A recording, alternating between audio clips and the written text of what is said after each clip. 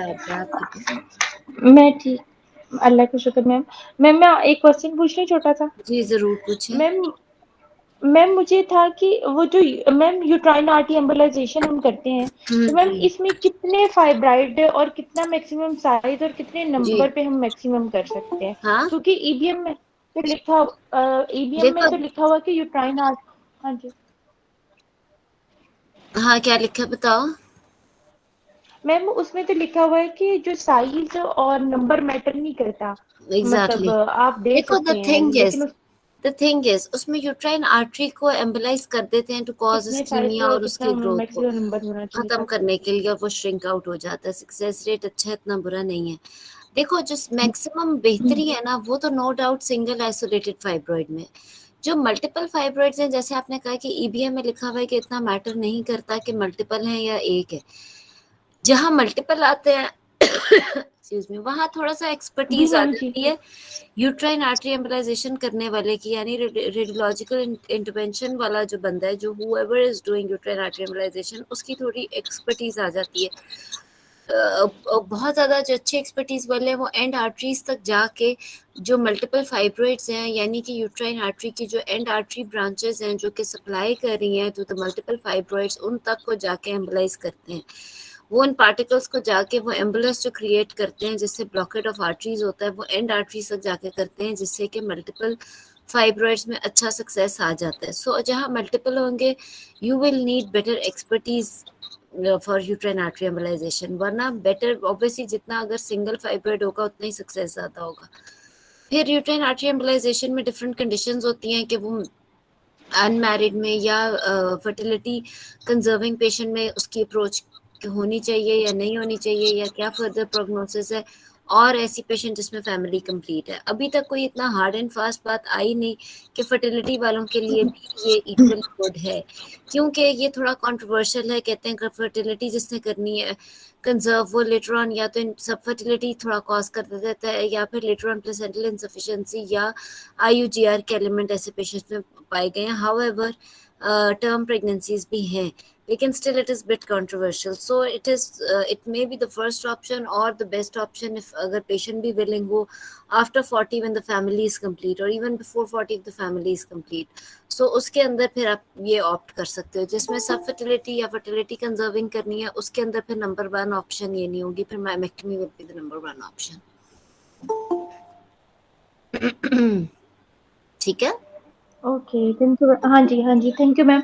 Ma'am करते तो वैसे एचएमबी के कोर्सेज, वो कोर्सेज में मतलब इन जब बड़े बड़े फाइब्राइड हो, यूट्राइन कंजर्वेशन करने हो हमने, हाँ और हाँ, फर्टिलिटी ऑब्जर्व देखो करनी तीन हो। चीजें होती है ना, इट्स नॉट जस्ट दैट कि आपने कब डिसीजन बताना है यूट्राइन आर्टरी एम्बलाइजेशन का। फाइब्रॉइड है, या तो वो अनमैरिड में होगा या वो मैरिड में होगा जो कि फर्टिलिटी कंजर्विंग होगी, या वो मैरिड में होगा यंग पेशेंट में 30s में जिसकी फैमिली कंप्लीट हो गई होगी but comparatively she is younger, या फिर ये उस पेशेंट में होगा who is above 40 who doesn't want fertility any more और जिसकी फैमिली कंप्लीट हो चुकी है।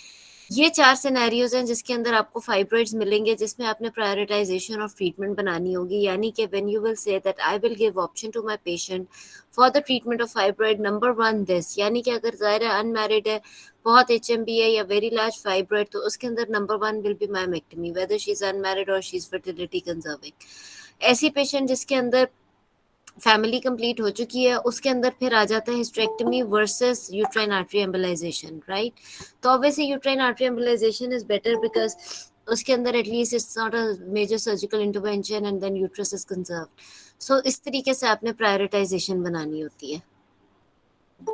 मैम ये भी तो हो सकता है, फॉर एग्जांपल जहाँ पे बहुत ज्यादा मल्टीपल फाइब्राइड्स हो तो वहाँ कुछ देर के लिए हम यूट्राइन आर्टरी एम्बोलाइजेशन कर दें। ये परमानेंट होती है कितनी देर के बाद, ये मतलब परमानेंट टू टू होती है? टेन नहीं, देखो इसके अंदर ये होता है कि अगर हिस्टेरेक्टमी की जरूरत भी पड़े तो वो फेलियर ऑफ यूट्राइन आर्टरी एम्बलाइजेशन होगा, अदरवाइज फाइब्रॉइड्स की रिकरेंस, यानी कि वो फेलियर रेट इसके अंदर कम है but success is more, it is permanent.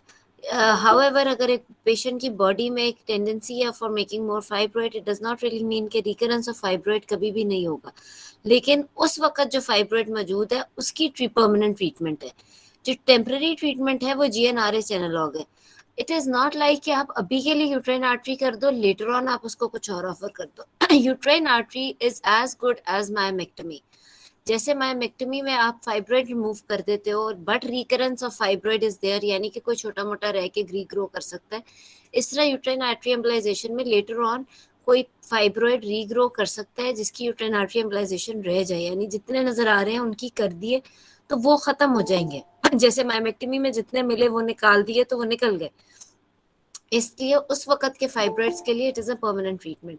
So similarly as myomectomy, so it is not like अभी के लिए हम uterine artery, secondly uterine artery embolization is a very expensive procedure. अगर आप प्राइवेट सेटअप में बात करो तो सिर्फ ये एक प्रोसीजर ही 5 लाख के करीब कॉस्ट कर देता है, हालांकि मायोमेक्टमी शायद 2 लाख कॉस्ट करेगी उसकी, including everything, medicine etcetera etcetera. So it is an expensive procedure, so you can never say कि अभी के लिए मैं यूट्राइन आर्टरी कर दूं, लेटर ऑन मैं ये कर दूं। सो वो होता है जीएनआरएच एनालॉग में कि अभी के लिए ये करके हम ब्लीडिंग बंद करें या उसका थोड़ा सा फाइब्रॉइड श्रिंक करें, बट जैसे ही जीएनआरएच बंद करेंगे तो वो रिकर हो जाएंगे। यूट्राइन आर्टरी ऐसे नहीं है, यूट्राइन आर्टरी में एक दफा फाइब्रॉइड को यूट्राइन आर्टरी एम्बोलाइजेशन से उसकी ब्लड सप्लाई बंद कर दी है तो वो खत्म, वो फाइब्रॉइड विल इंशाल्लाह will go away. It can take some time to go away, जैसा कि it can take 6 months maybe to go away if it is very large, but it will go away. Okay, thank you ma'am. Ma'am और दूसरा ये कि ma'am जो pelvic inflammatory disease का for example last time cases आए हैं ma'am, उसमें patient को डिस्चार्ज होगा तो मैम वो जो रिकमेंडेड रेजीम है उसके मुताबिक तो वल्वा वजाइनल स्वैब हमने इनमें से गोनोरिया और क्लेमाइडिया के लिए लेना होता है, और मैम अब तो वल्वा वजाइनल ही रिकमेंडेड है, और जो है उसके लिए एंडो सर्वाइकल स्वैब, यूरेथ्रल और देखो, रेक्टम ये हमें बोने हैं। एंडोसर्वाइकल, रेक्टल या फिर फेरेंजियल, ये वाले स्वैब्स आपने तब लेने जब आप एसटीडी सस्पेक्ट कर रहे हो, जब आपको डिस्चार्ज नजर आ रहा है सर्विक्स में से निकल के आते हुए, तो फिर इस पीआईडी में डिस्चार्ज तो इतना मैटर नहीं करेगा ना इस वक्त प्रेजेंट डिस्चार्ज। पीआईडी तो अपर जेनिटल ट्रैक्ट इन्फेक्शन है, डिस्चार्ज तो आप लोअर ट्रैक्ट से ले रहे हो। हाउएवर अगर आपको कोई डिस्चार्ज ऐसा मिल रहा है जो कि सर्विक्स में से निकल के आ रहा है, then it is indicating any sexually transmitted disease, then you will take samples from the endocervix as well as high vaginal swab as well as rectal, and you will offer even the pharyngeal. So वो तो फिर और है। Madam तो ma'am इसको फिर हम investigation के लिए क्या करेंगे, क्या क्या इन्वेस्टिगेशन होंगी पीआईडी पेल्विक जो होता है ना इन्फ्लेमेटरी वो डिजीज पे? पीआईडी एग्जामिनेशन एक तो आपको हिस्ट्री में मिल गया जो भी fever, chronic pelvic pain etcetera etcetera, then आपको या फिर मे बी पीरियड्स की इरेगुलरिटी जो इससे रिलेटेड हो। It's a very vague term actually. PID किसी भी चीज से डायग्नोज नहीं होता, maybe on the diagnostic laparoscopy it is diagnose, जिसमें आपको एडिशंस वगैरह मिल जाए तो ट्यूबरकुलोसिस आप फिर भी कर सकते हो diagnose, but you can not diagnose PID on any investigation except for laparoscopy. Madam cystocele की ओके मैम, ग्रेड्स जो है वो कैसे हम जी लोग डॉक्टर, क्वांटिफाई करेंगे? किसकी ग्रेड? सिस्टोसिल की। सिस्टोसिल के जो ग्रेड है ना वो किसी भी किताब में उस तरीके से दी नहीं हुई। You can just say it's Yes, mild, ma'am. Moderate and severe. ये हर देखने वाले की ग्रेडिंग के मुताबिक है। Mild will be very very small, moderate is in between, mostly we see moderate cystocele, and then very large और severe cystocele तो फिर वो मार्केटली लार्ज होती है। सो कोई हार्ड एंड फास्ट नहीं है कि इतने सेंटीमीटर बल जाए या इतने सेंटीमीटर बल जाए तो ही होगा। मैडम एक क्वेश्चन पूछना था कि मैंने एक पेशेंट देखी थी 35 years para 3 with all normal vaginal deliveries and her last child born was 10 months back and since then she has a complaint of mass वो coming out of vagina and she has second degree uveal prolapse with moderate cystocele and mild rectocele and her family was complete and her pessary was failed 3 months back. Now she has a mixed symptoms, stress incontinence and urge incontinence. Then madam मुझे इसकी क्या यूरोडायनेमिक्स मांगनी चाहिए इस patient में, क्योंकि इसके urine complete पे 1 to 2 पसल्स थे और मतलब वो यूटीए तो नहीं था और मिक्स सिम्टम्स इसके थे तो पेशेंट। मांगोगे ना, इसके तो मिक्स सिम्टम्स आ गए। क्योंकि इसके अंदर अर्ज भी है, तो इसके तो मांगोगे, क्योंकि अगर वो अपने इनकॉन्टिनेंस के लिए प्रोलैप्स की सर्जरी करा रही है तो you should be very very clear कि सर्जरी के बाद इवन सिम्टम्स बढ़ भी सकते हैं, तो पहले आप उसको मेडिकल ट्रीटमेंट दोगे ताकि उसकी मिक्स्ड इनकॉन्टिनेंस बेहतर हो, और इवन इफ आफ्टर दैट फिर आप उसकी सर्जिकल ट्रीटमेंट प्लान कर सकते हो। बट क्योंकि मैडम ये पेशेंट क्योंकि यंग है और ये पेशेंट नहीं चाहती, फैमिली इसकी कंप्लीट है, पेस्ट्री भी इसकी फेल हो चुकी है, तो इस पेशेंट के लिए मेरा जो प्लान था वो सेक्रोहिस्टोपेक्सी का है। तो अगर हम सेक्रोहिस्टोपेक्सी करते हैं तो उसमें जो सिस्टोसील और रेक्टोसील है वो ठीक हो जाती है। मैश जब आप लगाओगे you don't need to repair cystocele और रेक्टोसील, जब आप उसके यूट्रस को ऊपर लेके जाओगे तो एंटीरियर पोस्टीरियर वॉल्स भी ऊपर चली जाएंगी। then madam then there is any role of urodynamics? हाँ, क्योंकि जब उसके एंटीरियर पोस्टीरियर वॉल्स ऊपर चली जाएंगी तो मिक्स्ड इनकॉन्टिनेंस तो फिर भी रहेगा। अर्ज उसके प्रोलैप्स की वजह से नहीं है, अर्ज is not because of any anatomical disorder. वो एनाटॉमिकल एब्नॉर्मैलिटी की वजह से तो अर्ज इनकॉन्टिनेंस डेवलप नहीं होती। इसकी पैथोफिजियोलॉजी अगर इनकॉन्टिनेंस की देखो तो जो स्ट्रेस इनकॉन्टिनेंस है वो ब्लैडर नेक के डिसेंट की वजह से होती है, क्योंकि वो एब्डोमेन से नीचे आ गई होती है, तो इसलिए इंक्रीज एब्डोमिनल प्रेशर होता है, तो वो कफ से यूरिन बाहर आ जाता है, क्योंकि change of difference of pressure हो जाता है यूरेथ्रा और ब्लैडर का। However, जो urge incontinence है, it's more of neurological or it is treated with the medicines. Whenever you get mixed incontinence की क्या ट्रीटमेंट है, पहले हम उसको देते हैं मेडिकल ट्रीटमेंट, फिर हम उसको किसी और तरफ लेके जाते हैं। मिक्स्ड इनकॉन्टिनेंस जो है, तो even if she has prolapse तो उसमें आप पहले ये तो देखोगे कि उसका अर्ज, अगर उसने अर्ज के सिम्टम्स दिए हैं तो आप ये देखना बड़ा जरूरी है कि उसे आइसोलेटेड स्ट्रेस इनकॉन्टिनेंस है या मिक्स्ड है, और अगर मिक्स्ड आ जाती है यूरोडायनामिक्स के ऊपर तो फिर you need to counsel your patient के प्रोलैप्स ट्रीट अगर हो भी जाएगा हिस्टोसेक्रोहिस्टोपेक्सी से, तो नॉट नेसेसरीली कि उसके यूरिनरी कंप्लेंट जाए, बल्कि बढ़ भी सकती है। जी तो मैडम इसमें यूरोडायनेमिक्स में हम क्या क्या मांगे? ब्लैडर डायरी लें सबसे पहले, सब्ट्रैक्टेड सिस्टोमेट्री। देखो यूरिन कंप्लीट आपने मांग लेना है, bladder diary yes you will suggest, but in exam and in practical way also you will need subtracted cystometry. जी मैडम बस हमें एक सब्ट्रैक्टेड सिस्टोमेट्री ही एग्जाम में मांगना है। बिल्कुल जी thank you madam. Welcome. Ma'am एक चीज पूछ रही कि इलॉन्गेशन और अगर वो 3rd डिग्री प्रोलैप्स है तो हम उसको किस तरह डिफरेंशिएट करें, क्योंकि मेरा एग्जाम में ये आया था और 3rd डिग्री का, और डॉक्टर जब कॉर्ड हमें फील हो रही है तो it is 3rd degree. 3rd degree में तो आपकी देखो 3rd डिग्री इज एक्चुअली प्रोसिडेंशिया, वो आपकी दोनों फिंगर्स फंडस के ऊपर मीट करेंगी, कॉर्ड कोई नहीं फील होगी, फंडस के ऊपर दोनों फिंगर्स मीट करेंगी। अगर आपको बीच में कोई दोनों फिंगर्स मीट नहीं कर रही तो it's going to be 2nd degree. एक टिप है, एग्जाम में हमेशा 2nd डिग्री होगा। अगर आपको कंफ्यूजन में समझ नहीं आ रही, अव्वल तो आना चाहिए, हो सकता है प्रेसिडेंशिया ही आ जाए, लेकिन वैसे एक टिप बता रही हूँ कि कंफ्यूजन और एग्जाम के सिनेरियो में अगर आप नहीं पिक कर सक रहे होते हो कि ये कौन सा डिग्री है, तो 1st डिग्री पेशेंट्स बहुत रेयरली होता है कि हॉस्पिटल भी प्रेजेंट करें तो वो एग्जाम में आए या ना आए, और mostly more than 90% the 2nd degree and 3rd degree otherwise बहुत रेयर चीज है, तो एग्जाम में आना और भी रेयर हो जाता है। यू शुड नो कि पता कैसे करना है कि 2nd 3rd डिग्री क्या है, बट अगर कुछ समझ नहीं आ रही तो 2nd डिग्री कह दो चुप करके। लेकिन डॉक्टर वो इंट्रोसिस say about the 2 to 3 centimetre बाहर आ रहा था, तो कॉर्ड मुझे बिटवीन माय तो वो फिंगर 2nd डिग्री है। अगर आपकी दोनों फिंगर्स ऊपर मीट नहीं किए और आपकी दोनों फिंगर्स के बीच में कोई चीज फील हो रही है कॉर्ड लाइक और uterine body, then it's 2nd degree. Okay thank you ma'am. Doctor Ruba madam अगर सुबह का भी आज केस है जी।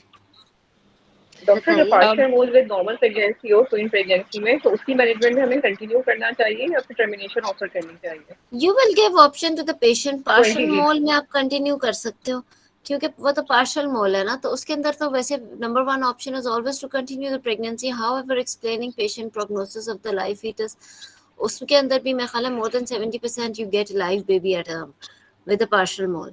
सो जो गाइडलाइन में जिस तरीके से लिखा हुआ है आप उसी तरह ही करो, कंटिन्यू। अगर मैडम पेशेंट जो है वो टर्मिनेशन चाहती है तो उसके लिए फिर मेडिकल टर्मिनेशन पे जाए? डिपेंड करता है कौन सी जेस्टेशनल एज है।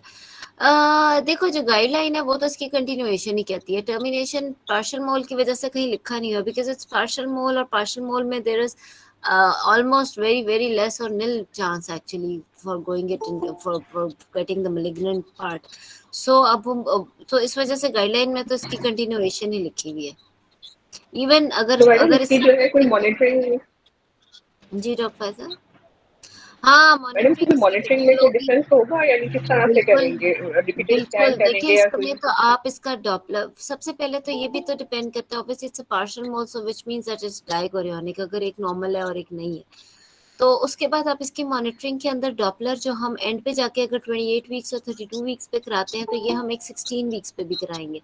और फिर उसके अकॉर्डिंगली हम these patients have more chances of going in PIH. और इसकी मॉनिटरिंग जो हम 1 मंथली करते हैं वो 2 वीकली कर देंगे. और इसका Doppler from 16 weeks every month कराएंगे. इनिशियली 1 मंथली और फिर थर्ड ट्राइमेस्टर में जाके 2 फोर्टनाइटली. सो बिल्कुल इसकी इस तरीके से मॉनिटरिंग करेंगे ताकि प्लेसेंटल इनसफिशिएंसी और वो सारा रूल आउट करें. और मैडम अगर ये कंटिन्यू करता है तो फिर वो 37 पे जाके हम डिलीवरी ऑफर करें या फिर जो है वो लेबर का वेट करें? ये अच्छा सवाल है. अब डिपेंड करता है एक्सक्यूज मी कि IUGR कितना डेवलप हुआ है, प्लेसेंटल इनसफिशिएंसी कितनी डेवलप हुई है. अगर सारा कुछ ठीक रहता है तो फिर इसका कहीं हार्ड एंड फास्ट लिखा नहीं हुआ. बट यस इफ अगर बिल्कुल कोई प्लेसेंटल इनसफिशिएंसी या कुछ भी डेवलप नहीं हुआ, ना कोई न्यूरोलॉजिकल ना कुछ और, तो फिर आप 37 तक तो लेके जाओगे इसको. ओके. और मैडम अगर पेशेंट टर्मिनेशन चाहती है तो मैं मेडिकल मैनेजमेंट से करें उसको? पहले एक्सपेल कराएंगे 20 वीक्स अगर 20 वीक्स 12 करें? वीक्स. हाँ 20 वीक्स एक्सपेल कराएंगे ना पहले. ठीक है. Thank you medical madam. Madam एक मैनेजमेंट और क्वेश्चन है कि हमारा जो अगर वॉल कोलैप्स होता है उसमें हम स्मेयर कैसे लेते हैं? वही कस्कोस मार वॉल्ट के के ऊपर लेंगे से स्मेयर? वॉल्ट के ऊपर से वॉल्ट के ऊपर से ऐसे कस्कोस करके डालेंगे स्पेचुला गुजार दो. मैडम, कस्कोस के साथ? अगर तो वॉल्ट बाहर है because it's a vault prolapse तो you don't need to put in the Cusco's. आप एक हाथ से उसके वॉल्ट को स्टेबल करो और एक हाथ से पैप स्मेयर ले लो उसका ठीक है मैडम. Vault smear. मैडम अगर जी सपना. हाँ मैडम जी. अगर एक पेशेंट की पैकिंग हो रही हो और पेशेंट हिस्ट्री दे रही है सेकेंड डिग्री यूट्रोवाजाइनल प्रोलैप्स की, लेकिन उसकी पैकिंग की वजह से वो प्रोलैप्स जो है वो eight the time of examination हमें फर्स्ट डिग्री मिलता है, तो हम उस टाइम जो एग्जामिनर को फाइंडिंग जो है वो फर्स्ट डिग्री की बताएंगे और एंड पे ये कह दें कि as my history first degree का मतलब है कि वो इंट्राइटस से ऊपर मिल रहा है. कोशिश तो ये करो कि आपका वो प्रोलैप्स अगर पेशेंट इतनी कंफर्म्ड आपको बता रही है कि वो बाहर आ जाता है कि वो बाहर आ जाए खांसी करा के या लेफ्ट लैटरल पे वो होगी तो टेनेकुलम से वो आके आपको सही डिग्री पता चल जाए तो आपका केस आसान हो जाता है. आपको एग्जैक्टली पता चल जाता है. वरना you should be confident enough. आपको बता सकते हो आपके पेशेंट की हिस्ट्री सजेस्टिव सेकंड डिग्री की है बट बिकॉज ऑफ पैकिंग ये नहीं बाहर नहीं आया. जी. अस्सलाम मैडम वालेकुम मैम. टेनेकुलम हम यूज कर सकते हैं? वेलकम. क्या madam non immune high drop से कौन सी टेनेकुलम कर सकते इन्वेस्टिगेशन हैं मांगी? यूज. जी किरण. मैडम वो पेशेंट को मैम पेन नहीं करा सकता? नहीं इतनी अच्छी रेपो आप ये मैं बड़ी क्लासेस ले चुकी हूँ. आप मेरे वो देखो ये केसेस देखो YouTube पे प्रोलैप्स के. आप ना अगर आपकी इतनी अच्छी रेपो होनी चाहिए पेशेंट के साथ. आप उसे बताओ कि टेनेकुलम क्या पेन करा सकता है. हम कॉपर्टी नहीं रखते टेनेकुलम के साथ OPD में. It's a bearable pain. आपने उसकी काउंसलिंग इतनी अच्छी करनी है कि उसे पेन ही ना हो. मैम जी. जी मैम किरण. 36 इयर्स ये एक non sorry immune doctor hi Kiran का ड्रॉप्स पहले ले लें. जी Kiran. Madam non immune hydrops में कौन सी इन्वेस्टिगेशन मांगनी है हमसे ये हमने तो पूरा एग्जामिनर से? हम क्लास करा चुके हैं किरण. ये YouTube पे लेक्चर है डॉक्टर फरोजमान का भी डॉक्टर राशिद का भी. जी ठीक फायजा. है मैडम. मैम पेशेंट की 36 इयर्स एज है और उसका RMI अगर 192 तक बन रहा है क्योंकि 2 सॉलिड स्ट्रक्चर एम रूल उसके निकल रहे हैं, तो उसके लिए RMI एज है हमारे लिए इम्पोर्टेंट होगा. 36 इयर्स. नहीं. देखो प्री मेनोपॉजल के लिए रिस्क ऑफ मैलिग्नेंसी इंडेक्स इतना इम्पोर्टेंट नहीं होता. मैडम 192 कोविड कैसे आ 19 गया? उसका CA 125 ज्यादा है. मैम CA 125 64 और 3 बन रहा है अकॉर्डिंग टू अल्ट्रासाउंड और 1 प्री मेनोपॉजल. नहीं इट इज नॉट इम्पोर्टेंट. 64 ही एंडोमेट्रियोटिक सिस्ट है. Thank you ma'am. मैडम कोविड-19 की फीटो मैटरनल कॉम्प्लिकेशंस अगर एग्जामिनर ने पूछ लिया तो हम लोग क्या यानी इसके बता सकते आपको हैं? उनसे ज्यादा ही पता है. उनको भी वही पता है जो दुनिया को पता है, और दुनिया को भी कुछ ज्यादा अभी तक कोई ऐसी बात ही नहीं आई हुई. What we are seeing is yes, we are seeing all of a sudden IUD at 18 weeks. We are seeing IUGRs. We are seeing placental insufficiencies. Patients who had COVID previously. We are seeing इस तरह की placental insufficiency related complications बहुत ज़्यादा. और आप लोगों ने भी एक्सपीरियंस किया होगा क्योंकि अब तो 2 साल होने लगे कि ऑल ऑफ अ सडन, जो पहले कभी होता नहीं था कि सब कुछ ठीक चल रहा था, लेकिन 18 हफ्ते पे वही मरीज आई है एकदम से आईयूडी के साथ. ना उसको पता है ना आपको पता है. आपको महीने पहले आपने देखा था, आपने उसे कहा था नॉर्मली स्कैन करा के आना, वो आई है और अब आईयूडी है. सो ये अनएक्सपेक्टेड इवेंट्स हो रहे हैं कोविड में. सिमिलरली यही सारा कुछ है. और मैडम वर्टिकल ट्रांसमिशन भी यानी हो सकता है ना फिर उसमें एमनियोसेंटेसिस में, अगर इसके आईजीएम निकल है वर्टिकल ट्रांसमिशन. एमनियोसेंटेसिस में कोविड की वर्टिकल ट्रांसमिशन, इस पे कुछ स्टडीज आई हैं? नहीं मैडम, यानी एमनियोसेंटेसिस में यानी हमें पता चला है कि वो आईजीएम उसकी वो है पॉजिटिव नहीं, otherwise vertical transmission during pregnancy is not seen as yet. इसमें कोई ऐसी रिकमेंडेशन नहीं आई भी. जैसे कि डेंगू की तो वर्टिकल ट्रांसमिशन है रिकमेंडेड, लेकिन कोविड की हार्ड एंड फास्ट ये नहीं है कि मदर को है तो बेबी भी पॉजिटिव होगा. बहुत रेयर हुआ है कि mother Covid positive got a positive baby also. Vertical transmission का भी हार्ड एंड फास्ट कोई इस तरह की नहीं आई. डेंगू में है वर्टिकल ट्रांसमिशन, कोविड में नहीं है अभी तक स्टडीज में. अस्सलाम वालेकुम madam. Welcome. So vertical transmission in dengue is also through placenta, not breastfeeding. So breastfeeding is safe in dengue as well as COVID. अस्सलाम वालेकुम मैडम. जी मैडम, मैंने क्वेश्चन पूछना था कि जो जब पिछली दफा कैंडिडेट थी, उन्होंने यूट्रोवजाइनल प्रोलैप्स का केस प्रेजेंट किया था, तो मैडम उसमें उन्होंने कहा था सर्वाइकल एलोंगेशन. ये कॉन्सेप्ट मैडम मुझे समझ नहीं आया कि सर्वाइकल एलोंगेशन क्यों, सर्वाइकल एलोंगेशन का कॉन्सेप्ट क्यों समझ नहीं आया. हमने तो पूरी क्लास रखी इसलिए थी कि आपको सर्वाइकल एलोंगेशन का पता चले कि वो भी एक चीज है यूवी प्रोलैप्स और वॉल प्रोलैप्स के अलावा. सर्वाइकल एलोंगेशन जो होती है ना सर, वो यूट्रस वेल सपोर्टेड होती है. सर्विक्स की नॉर्मल लेंथ अगर 3 सेंटीमीटर, इससे ये अगर 4 या 5 भी हो, 3 है तो वो 5 से 6 सेंटीमीटर चला जाता है, और वो सर्विक्स इतना लंबा हो जाता है कि वो निकल के बाहर आ जाता है और प्रोलैप्स कर जाता है. हालांकि uterus is well supported. Madam जो ग्रेड 2 प्रोलैप्स होता है, मैडम जो ग्रेड 2 प्रोलैप्स होता है उसमें भी सर्वाइकल डिसेंट ही हो रहा होता है ना, लेकिन अब ना देखो ना बिल्कुल भी नहीं. Cervical length is normal in second degree UV prolapse, but the uterus and cervix and vagina all are coming down. बिल्कुल गलत concept. You need to know the anatomy.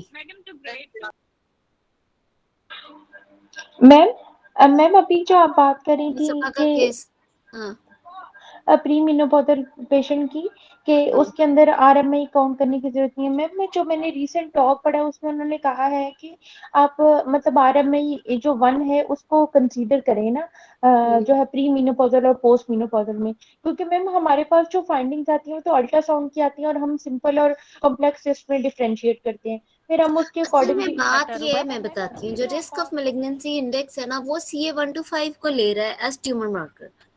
जो यंग पेशेंट है प्री मेनोपॉजल, उसके अंदर there are, अब यही वाली patient में अगर CA125 64 है तो 64 is not very high value. ये तो एंडोमेट्रियोसिस में भी होता है, तो पेरिटोनियल डिस्टर्बेंस से भी होता है. इंस्टेड इसी के अंदर may be LDH, may be beta HCG, may be alpha fetoprotein और इवन CA, ये चीजें भी शायद CA125 से भी ज्यादा इंपॉर्टेंट हो.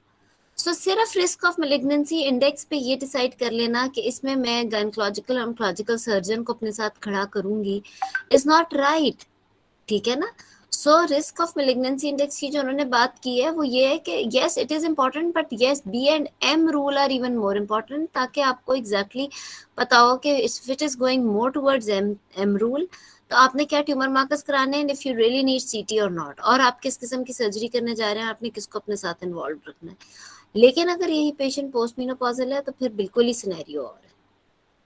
मैम इसी तरह मैंने भी एक पेशेंट देखी थी मैम, उसमें 20 वीक साइज का ना मैस था ओवेरियन, जिसने दोनों ओवरीज को ऑक्यूपाई किया होता. सिटी पे भी ये रिपोर्ट थी कि ओवरीज विजुअलाइज नहीं थी, और मैम पेशेंट की एज 33 इयर्स थी, और उसका CA125 जो था ना वो 5000 था. मतलब मैंने केस अपनी एक कंसल्टेंट को वो किया था प्रेजेंट, तो उन्हें मैंने कहा कि मतलब ऑल्दो मैं आरएमआई तो काउंट करूंगी जो 15,000 में जा रहा है, लेकिन मैं अदर ट्यूमर मार्कर्स को भी कंसीडर करूंगी क्योंकि age is a factor to rule out the germ cell tumours.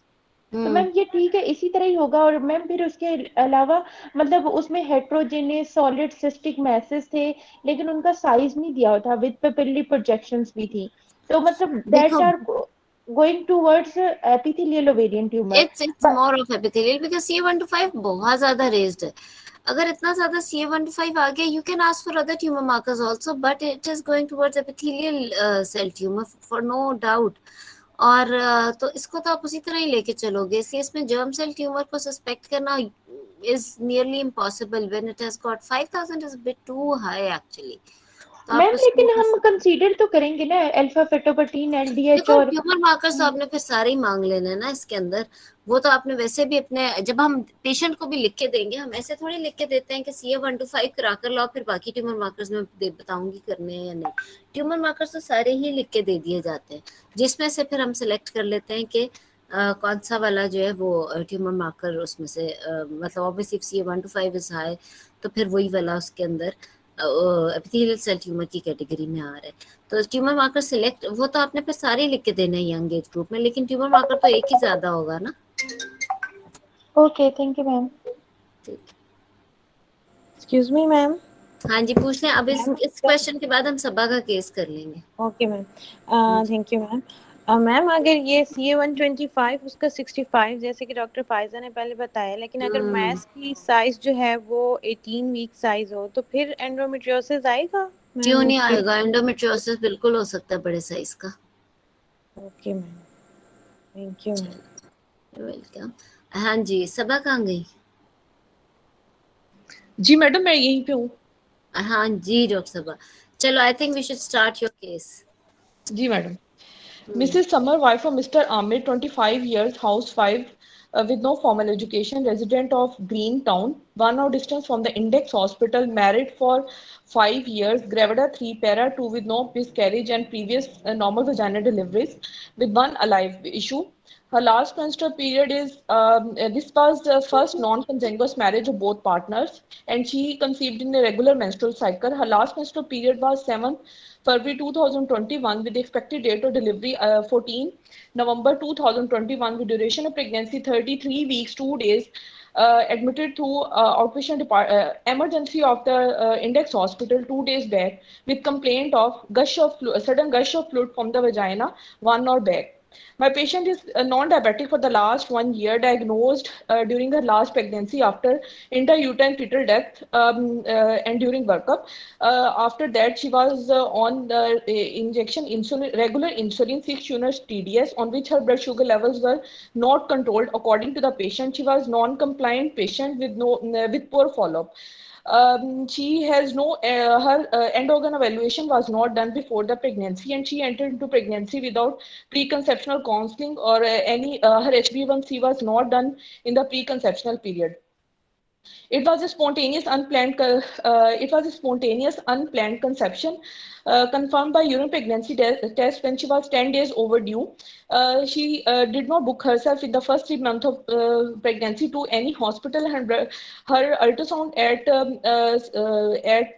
8 weeks of gestation was done at the private clinic where she was told about single alive intrauterine pregnancy, but her blood pressure and sugar was not checked according to the patient. There was no history of excessive nausea, vomiting, fever, flu rash, abnormal vaginal discharge, leaking, bleeding.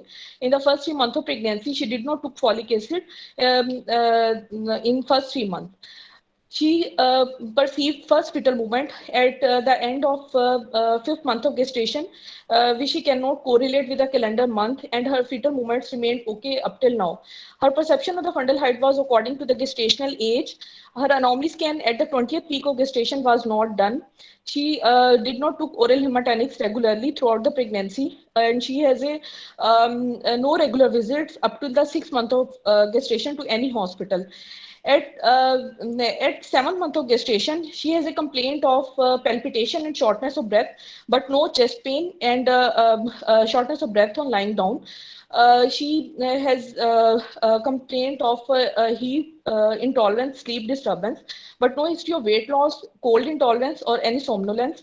She went to the Index Hospital where she remained admitted for 14 days, where her blood and urine tests were done, her ultrasound was done, and her blood sugar levels were checked, and it was found deranged, and she was started tablet insulin regular 6 units, regular 10 units in TDS dose, and she was told about diet, exercise, and signs symptoms of hypo and hyperglycemia. She was started tablet Indirol 10 mg in the BD dose after the consultation with a physician, and she was discharged to the with home advice to keep the record of blood sugar levels. She has no regular she has no regular visits after that hospital admission to the Index Hospital.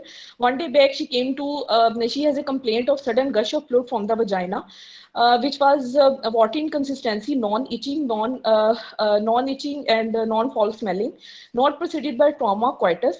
There was no history of lower abdominal pain, vaginal bleeding, or palpable uterine contractions. She came to the Index Hospital where she was admitted. Her speculum examination was done, and she was told, and leaking was confirmed. She was admitted, and her 6 blood sugar level monitoring started. Her blood sugar levels were found deranged, and she was added insulin NPH in the night at the dose of 10 units in the night, and she was given the tablet erythromycin in the BD dose, and she was given temperature charting was started, and she was given the steroid cover. Further plan of her Doppler ultrasound has been planned, and further plan of management has not been discussed with the patient. Her first pregnancy was 3 years back. It was an unbooked pregnancy with no history of her blood pressure and sugar was not checked in this pregnancy throughout pregnancy. At the 7th month of gestation, she has a complaint of premature rupture of membranes. After which she delivered a baby boy of average of low birth weight at a private clinic, with no history of chorioamnionitis and any postnatal complication. Baby was alive and healthy. Her second pregnancy was 1 year back. It was a unbooked pregnancy with no regular visits to any hospital, with history of sudden loss of fetal movements. Her ultrasound was done, and intrauterine fetal demise was confirmed at hospital for which she came to the at Janao Hospital, and her blood pressure and sugar was checked, and it was found deranged. Sugar levels were found deranged, and some injectable medication was given to the patient. She delivered a baby boy of low birth weight by spontaneous vaginal delivery, but there was a history of prenatal tears in this pregnancy, and she was transfused 3 units of blood, and baby was dead. There was no congenital anomalies, with no history of itching on the palm and sole, or sun-exposed rash, and deep vein thrombosis in this pregnancy. Her menarche started at the age of 12, regular cycle of 5 by 28 days, with no history of dysmenorrhea, intermenstrual, postcoital bleeding. Couple never practiced contraception, and pap smear was never taken. There was no history of there was no history of ischemic heart disease, asthma, tuberculosis, and hypertension in the patient, and in her family. No family history of anomalous baby and twin pregnancy. Surgical history is non-significant. She is non-smoker, non-addict, and normal sleep and bowel habit. Her husband is a laborer, earned 20,000 per month, and basic necessities of life are met with difficulty. A young lady, value-oriented, timeless, and person, answering my question intelligently, with BMI of 30 kilogram per meter square, with pulse 86 beats per minute, regular good volume, blood pressure 120/80 millimeter of mercury, temperature 98 Fahrenheit, and respiratory rate 16 beats per minute. She is pale looking, but no jaundice. She is not pale looking. There is no pallor, cyanosis, jaundice, chylonychia. Thyroid is not enlarged, accessible lymph with no lump visible, no no gross spinal deformity, no sacral and pedal edema, no lump palpable in 4 quadrants of both breast. First and second heart sounds are audible with no ultrasound, normal vesicular breathing with no ultrasound. On inspection, abdomen is protuberant, moving symmetric with respiration with no visible veins, pulsations, stomach, but stomach and but stria gravidarum, linea nigra was present. And on palpation, abdomen is soft, non-tender, symphysiofrontal height is 34 centimeter, longitudinal like phallic presentation. Riker seems to be adequate. Estimated fetal weight is 2 to 2.5 kg and fetal heart rate of 140 beats per minute. ठीक है, लेकिन मसला ये हुआ कि time आपका बड़ा mismanage हो गया। शायद आपने बीच में रियलाइज कर दिया, जो आपने दौड़ ही लगा दी, जिसकी वजह से आधी बातें तो समझ ही नहीं आई सुनने में, क्योंकि शुरू में थोड़ा स्लो थे। You took overall around 9 minutes. Borderline ही है, लेकिन ये कि वही पे बीच में दौड़ लगानी पड़ गई ना। Otherwise history was very good, आपका बोल भी बड़े क्लैरिटी से रहे थे। बहुत ऐसे छोटे छोटे पॉइंट्स हैं, वो बस वही साइंटिफिक लैंग्वेज बहुत यूज कर रहे हो। कोई हमने नाइटस और पता नहीं क्या क्या इस तरह की आपने बीच में भी हिस्ट्री HOPI में बड़ा यूज की, वो नहीं आपने यूज करनी। और अननेसेसरी बातें नहीं करनी बीच में, उसकी वजह से टाइम बड़ा वेस्ट होता है। You have to remain very much to the point. History बहुत अच्छी थी, लेकिन अगर इसी हिस्ट्री को आप मेरे से पूछो तो इसका HOPI का स्टार्ट अगर इस तरीके से कर लिया जाए, बाकी आप लोगों की मर्जी है, सबा का स्टाइल भी बिल्कुल ठीक है, लेकिन इस किस्म की पेशेंट जो कि अब प्री प्रॉम के साथ आई है 33 वीक्स में, जिसकी हिस्ट्री स्टार्ट हो रही है फर्स्ट प्रेगनेंसी से, क्योंकि देखो जब एक पेशेंट प्री प्रॉम के साथ आया है तो उसमें दो चीज़ें बहुत अहम है। एक तो ये कि इस वक्त प्रेजेंटली उसका क्या कंडीशन है और अब से आगे आपने उसको कितना लेके जा सकते हो और क्या सिचुएशन बनेगी। दूसरा ये कि इंशाल्लाह ये वाला बेबी भी हो जाए तो अगले में ऐसा ना हो, या ताकि इसका ताकि अगला तो ऑब्स की हिस्ट्री बेहतर हो ना। Having a baby eight 7 months in the first pregnancy and then having IUD in the second pregnancy and now ending up in at 33 weeks with pre-prom is not a success story actually. ये recurrent बेचारी सफर किए जा रही है। वो तो अल्लाह ने उसका बच्चा एक बचा लिया 7th month वाला, वरना ये gravida 3 para 2 with no live issue होती। तो you can say कि I really want to know more about her previous pregnancies, वो बहुत अहम है मेरे लिए। So you can start off from her first after telling that she's a chronic diabetic। आप उसमें जल्दी में या आप उसमें और बातों की डिटेल में पड़ गए, आपने ये नहीं बताया कि नॉन डायबिटिक, आपने कहा सिंस प्रीवियस प्रेगनेंसी। उस वक्त बताना चाहिए था कि पिछले 1 साल से 2 साल से कब से वो नॉन डायबिटिक है, वो आपने आगे बताया कि प्रीवियस प्रेगनेंसी कभी।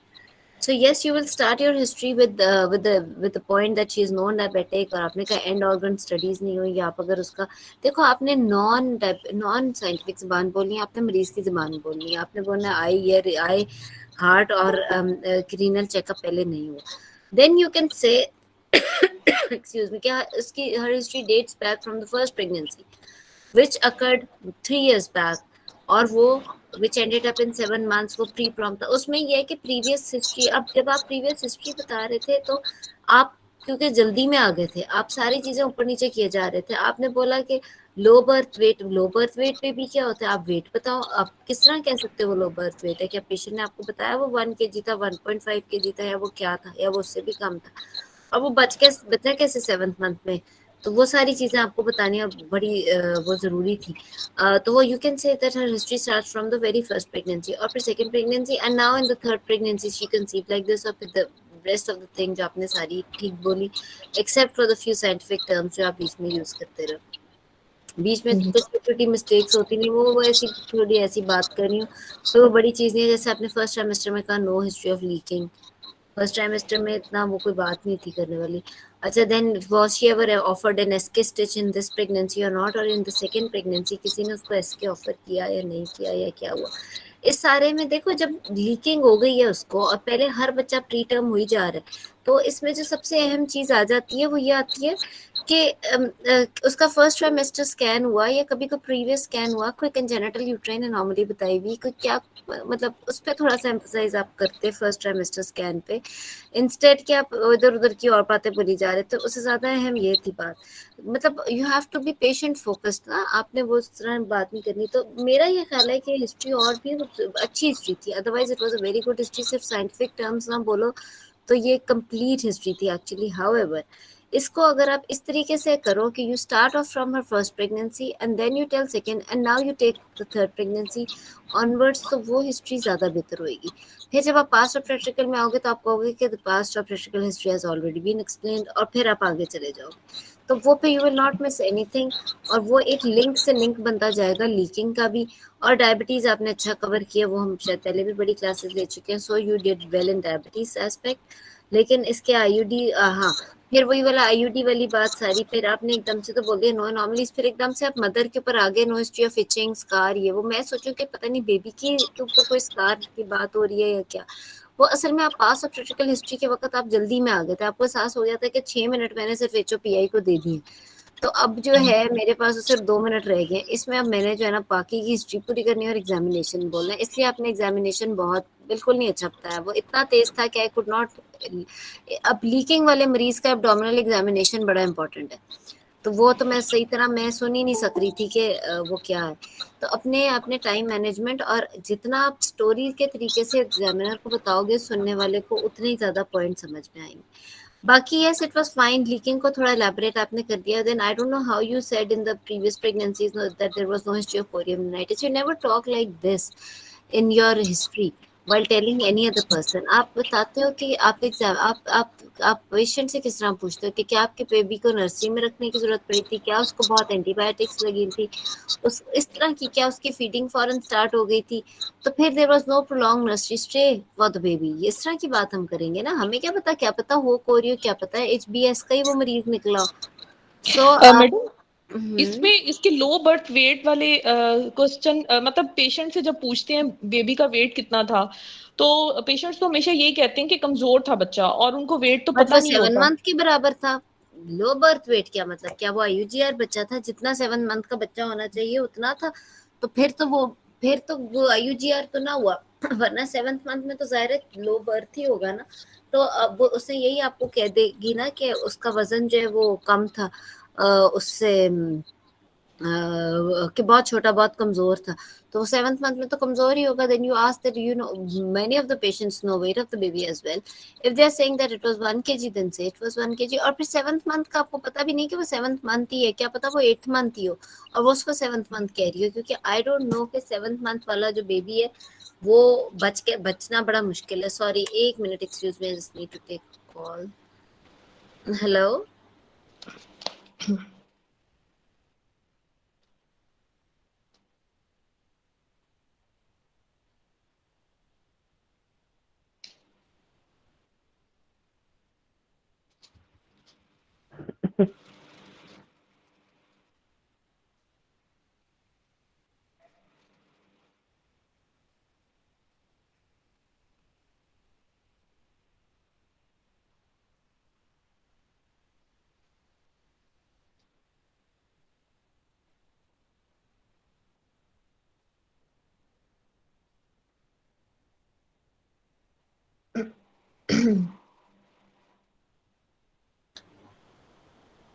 चलो ठीक है, तो इस तरीके से होगा। सॉरी, तो एक दफा आप एब्डोमिनल एग्जामिनेशन दोबारा बताओ मैडम। उसमें हम अगर पेशेंट कहती है कि 7th मंथ के अकॉर्डिंग ही उसका बेबी है, जाहिर बात है वो कम वेट का ही होगा, तो उसके लिए हम क्या टर्म यूज करें? According to the patient, it was of correct weight or it was of right weight according to the gestational age. Yeah, it was corresponding to the gestational age. Okay. अच्छा, examination दोबारा बता दो सिर्फ abdomen का। जी, on inspection, abdomen was protuberant, moving symmetry with respiration, with centrally placed everted umbilicus, with linea nigra and stria gravidarum, but no visible vein pulsation, and hernia orifices are intact. On palpation, abdomen is soft, non-tender. Symphysiofundal height is 34 centimeter. Longitudinal lie, cephalic presentation. Liquor seems to be adequate. Estimated fetal weight is 2 to 2.4 kg, and fetal heart rate are 140 beats per minute. ठीक है, good. और Likert आपने क्या कहा? Liquor seems to be adequate. अच्छा, आपको ठीक लगा और ठीक हो गया। और no palpable contractions at the time of examination. ठीक है, ये बोला आपने, ये भी बोलना बहुत जरूरी है क्योंकि शी इज हैविंग लीकिंग, तो यू कैन सस्पेक्ट क्या कहते हैं You can suspect contractions as well. तो ठीक हो गया. अच्छा, इन्वेस्टिगेशंस मांगो. मैडम ब्लड साथ में वो इंटरप्रिटेशन भी कर दूं उनकी, बता दूं? नहीं, मैं बताऊंगी आपको. जी. Blood group with RH factor B positive. hemoglobin complete blood count with date in which I want hemoglobin in gram per deciliter. 10.6. Her mean corpuscular volume, mean corpuscular hemoglobin and mean corpuscular hemoglobin concentration. Not available. Not available. जल्दी जल्दी पूछना है, इतना time नहीं होता. Madam her serum ferritin. Not available. Peripheral blood smear. Not available. Madam, her platelets and total leukocyte counts. Normal. Madam, her C-reactive protein. C-reactive protein 2 है, थोड़ा सा slightly raised बता रही हूँ. जी. Madam her hepatitis B surface antigen anti-HCV TLC antibody. इसका 12 था जी. जी. Hepatitis B surface antigen anti-HCV antibody. Her urine complete for microscopy and biochemistry. In microscopy pus cells and biochemistry sugar and proteins. Pus cells 10 to 12, बाकी negative है. Madam, her 6 blood sugar levels in which I want her fasting. 1 hour post breakfast, pre-lunch, and 1 hour post lunch and pre-dinner and 1 hour post dinner. ठीक है. We will talk about it. Madam, her renal function test. Normal. In which I want. Madam, fundoscopy. Normal. COVID PCR. Negative. Madam, her temperature charting. Afebrile दिखा दिया. जी. Madam, her dating scan, her thyroid function test, TSH, T3 and T4. ठीक है, वो normal है. Madam, her at the time of admission, her speculum examination to confirm the leaking. ठीक है. वो भी दिखा दिया, confirmed है. Okay.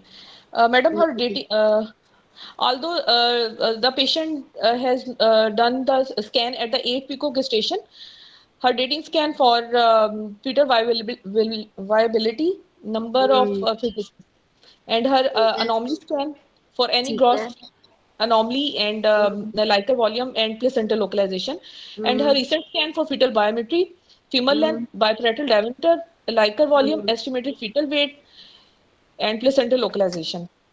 और स्कैन पे क्या चाहिए आपको? Cervical length. जी, सर्वाइकल लेंथ. ठीक है. अच्छा, और मैडम हर डॉपलर अल्ट्रासाउंड. ठीक है, बिल्कुल ठीक है, गुड. और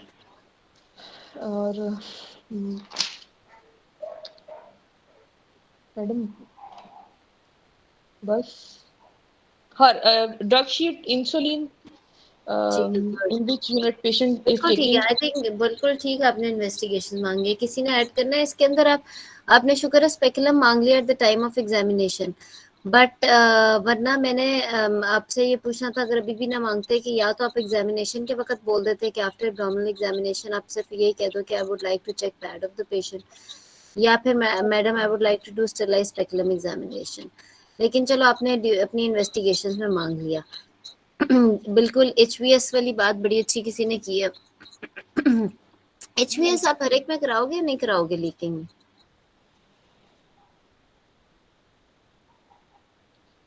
मैडम करवाते हैं. वो GBS बेसिकली रूल आउट करने के लिए होता है, बट ऐसे पहले तो ये होता था कि हर पेशेंट विद लीकिंग में GBS रिकमेंडेड होता था. वैसे तो है भी रिकमेंडेड, तो करा भी लो, लेकिन GBS का इंसिडेंस इतना कम है कि विद प्रीवियस हिस्ट्री डिपेंड्स कि आप GBS के लिए करोगे या नहीं करोगे. लेकिन ठीक है. यस, किसी ने क्या कहा है कि इन थर्ड ट्राइमेस्टर यस 10.5 से ऊपर में मांगोगे MCV, MCHC, serum ferritin etcetera etcetera.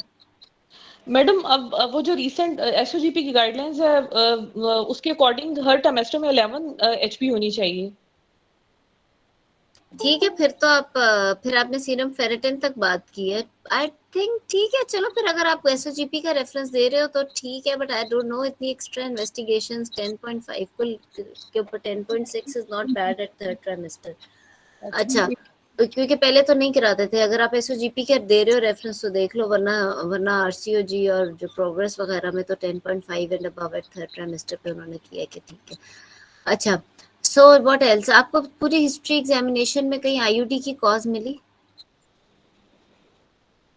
Madam जो प्रीवियस प्रीवियस आईयूडी था, आईयूडी जी। मैडम आपने ब्लड शुगर लेवल्स नहीं दिए? नहीं, वो तो हम डिस्कशन में भी कर लेंगे ना madam. Most probably it is due to her deranged blood sugar levels, गुड। and due to which then why she did has you get the Doppler done in madam, this she's patient? non-diabetic, ठीक and है, I want to do a baseline Doppler to see any very good, fetal you are insufficiency. Giving very good answers, बिल्कुल ठीक है, fine. So blood sugar levels इसके अंदर तो मैं, because I want to talk more about pre PROM, उसकी वजह ये है कि हमने ब्लड शुगर वाला बड़ी दफा कवर किया हुआ है। So blood sugar levels are, yes, जो मांगने पे पूछो मैं आपको बताती जाती हूँ। Madam, fasting, fasting 97, 1 hour post breakfast, 132, pre-lunch, 120, 1 hour post lunch, 160, pre-dinner, pre-dinner is 130, and 1 hour post dinner, 182। 182. Patient की क्या इंसुलिन पे थी? जी madam, she was taking 10 units regular insulin in the TDS dose and NPH 10 units at night. ठीक है, और any oral hypoglycaemic? No madam. ठीक है, fine. So manage your patient. Madam, before managing my patient, I want to complete my missing investigations, and in which कौन I C need missing है? madam her Doppler ultrasound. ठीक है, वो दे दिया, वो normal है एसटी रेशियो। जी। Madam, I will counsel my patient that she is non-diabetic with the history of premature rupture of membranes, and it is a high-risk pregnancy. She is at risk of preterm labor, preterm labor, chorioamnionitis, and retained pre placenta. Term labour का word ना use करो। देखो, every term which you are using is important. इसकी एक definition है। Pre term labour में तो वो चली गई है, लीकिंग तो उसको हो गई है। प्री टर्म बर्थ, राइट, कि अब बच्चे की डिलीवरी या बर्थ हो जाएगी। Leaking is a part of labour actually ना। प्री टर्म तो उसको हो गया है, so it's actually the preterm delivery या preterm birth of the baby. She can end up in the preterm birth. जी। She can end in the preterm birth, and chorioamnionitis, retained placenta, and postpartum hemorrhage, and baby is at risk of sudden IUD, respiratory distress syndrome, and in the postnatal period there is a risk of hypoglycemia, hypocalcemia, hypomagnesemia, hyperbilirubinemia, and she may develop the sepsis. And I will involve the multidisciplinary team, involving the pediatrician, dietitian, diabetologist, and me as an obstetrician. My aim of management is to do the strict fetal-maternal monitoring,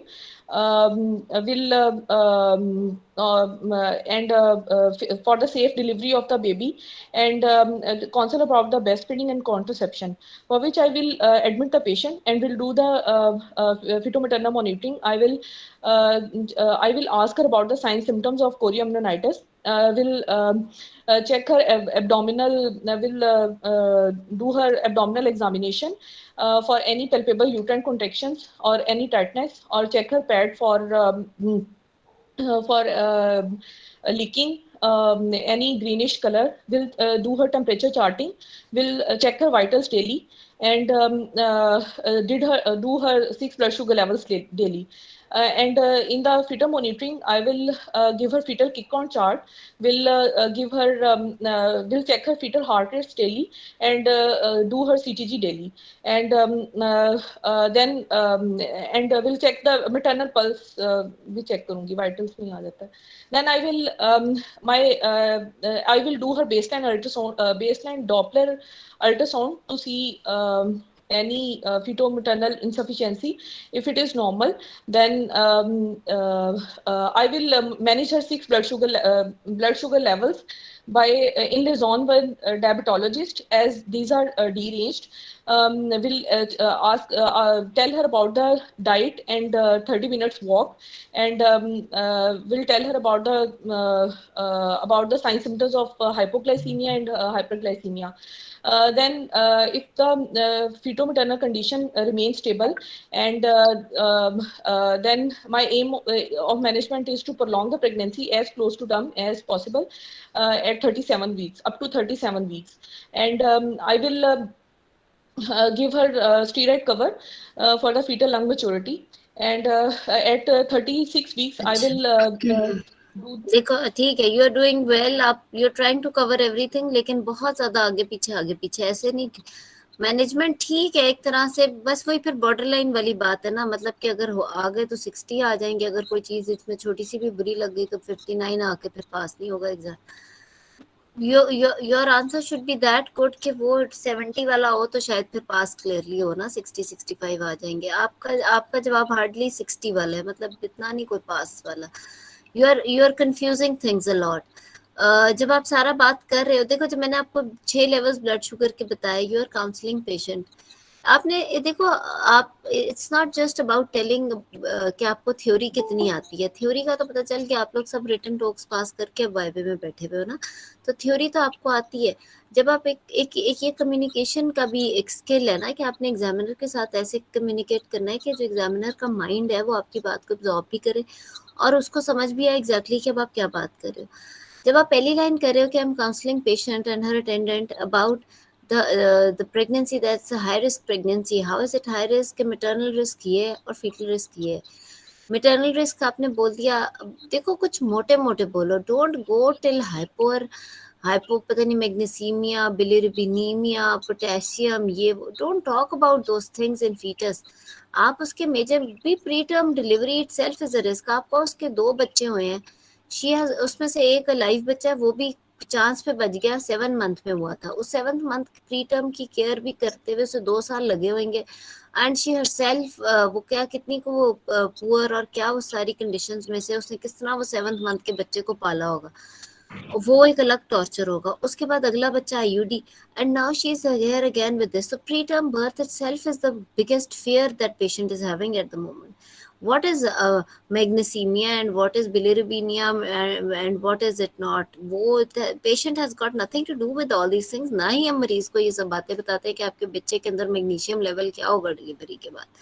हम तो ये बताते हैं कि pre term birth है, prolong nursery stay हो सकता है, प्री टर्म की मॉर्बिडिटी एसोसिएटेड होती है, हो सकती है विच में बी टीटीएन और विच में even be neurological morbidity, right, and associated mortality. और मदर को क्या रिस्क है वो सारे आपने बता दिए, शुगर से रिलेटेड और प्री टर्म से रिलेटेड. प्री टर्म से तो इतने रिलेटेड मदर को नहीं है, एक्सेप्ट के इफ शी डेवलप्स कोरियो. सो आपने वो रिस्क की वाली लाइन ही ठीक नहीं बोली थी, वो बहुत पहले, फिर मदर के बोल के, फिर फीटस के बहुत हैरान कुन कॉम्प्लिकेशंस बोल के, फिर आपने फिर मदर को सेप्सिस की बात कर दी, वो समझ ही नहीं आया.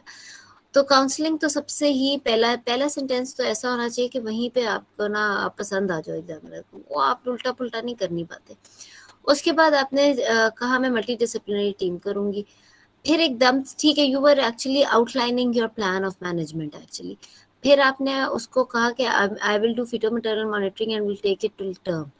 एकदम से ये बात, हालांकि अभी तो चलो 6 लेवल्स दिए हुए, आप एक चीज भूल गए कि आपने एब्डोमिनल एग्जामिनेशन के ऊपर मुझे 33 वीक्स पे 2.5 kg तक का बच्चा बताया, 2 से 2.5 kg, which I thought you are telling me about a macrosomic baby. इस वजह से मैंने आपको डी रेंज शुगर लेवल्स दिए थोड़े से कि अब आपके लिए कितने को डी रेंज्ड है. You forgot to ask about the recent scan before starting the management. कोई बात नहीं, वो कई दफ़ा एग्जाम सिनेरियो में भी हो सकता है, वो उतना तो चलो हम कर लेते हैं, लेकिन आप कह सकते हो कि एग्जामिनेशन पे it was a macrosomic baby and she has got D range sugar levels and सबसे अनफॉर्चुनेट बात यह है कि previous IUD is also because of diabetes, so I have a fear कि इस दफा ना हो जाए macrosomia as a complication. These are few points you need to pick from your patient. तो आपने सबसे पहले तो उसकी शुगर ठीक करनी है। शुगर की तो बारी है अनफॉर्चुनेटली सारी बातों के बाद आई।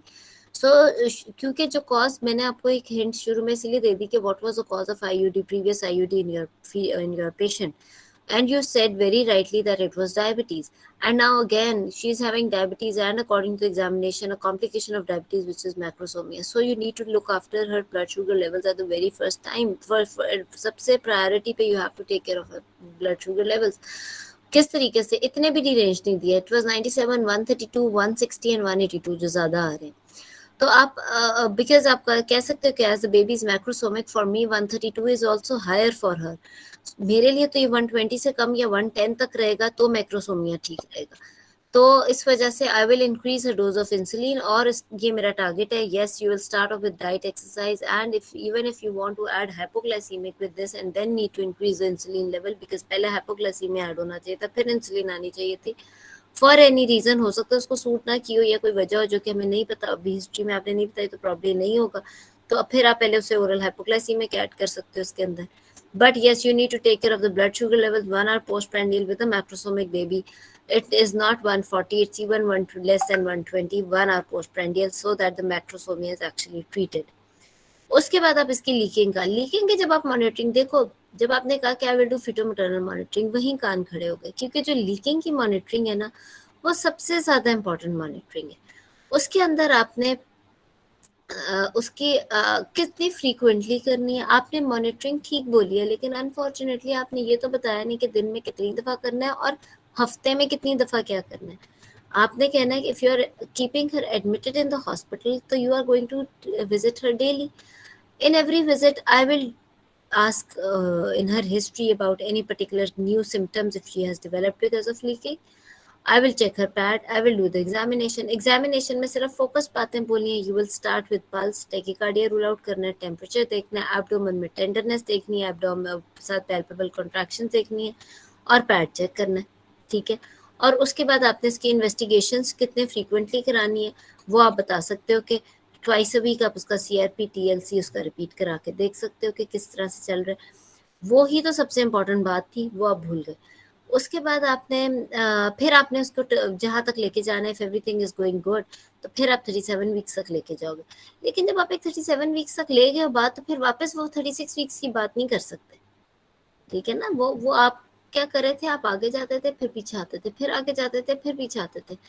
जब आपका मरीज एक दफा 37 वीक्स पे पहुंच गया तो फिर आप 36 वीक्स का काम तो नहीं कर सकते ना। जब हमारे पास क्लिनिक पे एक पेशेंट 37 वीक्स पे आया तो मैं ये तो नहीं कह सकती कि पहले 36 वीक्स पे जाके अपना शुगर करा के आओ।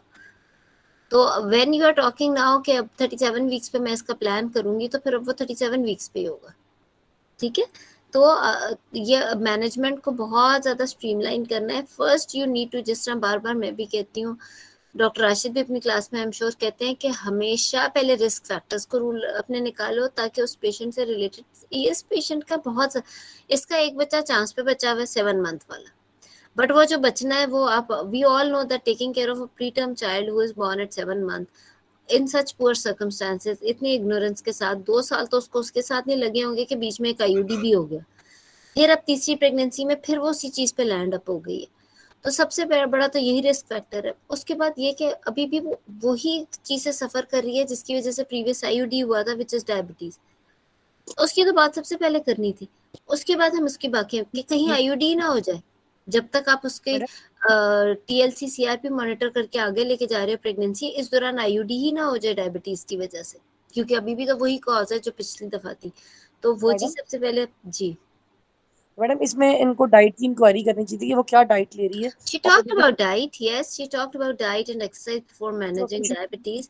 तो लेकिन जी yes, because हो सकता है कि दोपहर वाली इससे ज्यादा हो। करेक्ट जी सुनहरा।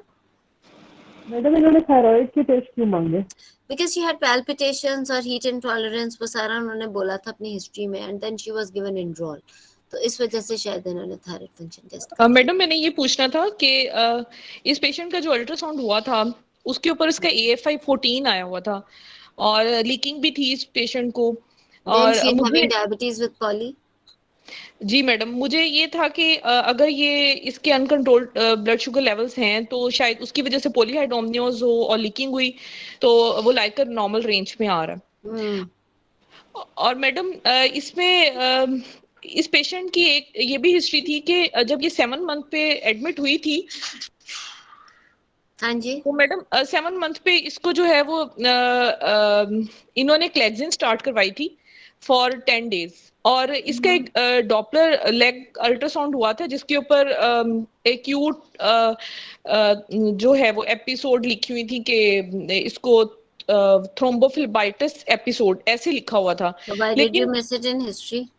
मैडम लेकिन वो कंफर्म नहीं था, पेशेंट ने कोई लेग पेन स्वेलिंग कोई उसको कंप्लेंट नहीं थी, मैंने उसकी एग्जामिन भी किया था तो कोई थ्रोम्बोफिल्बाइटिस का एलिमेंट नहीं था, बट और पेशेंट को सिर्फ थ्रोम्बोफिल्बाइटिस पेशेंट तो नहीं बता सकती ना, वो तो पेपर्स में लिखा होगा, लेकिन जो भी लिखे शी वाज गिवन क्लेक्सिन एंड वो सारा कुछ, और इसको जो भी मसला हुआ लेग अल्ट्रासाउंड, तो वो सारा आप मेंशन आपको करना चाहिए ना लेकिन हिस्ट्री। मैडम उन्होंने इसको सिर्फ 10 डेज के लिए क्लेक्सिन दी, अगर एक एक्यूट इवेंट हुआ है तो वो तो थेरेपेटिक डोज में आपको through out the pregnancy even postpartum भी।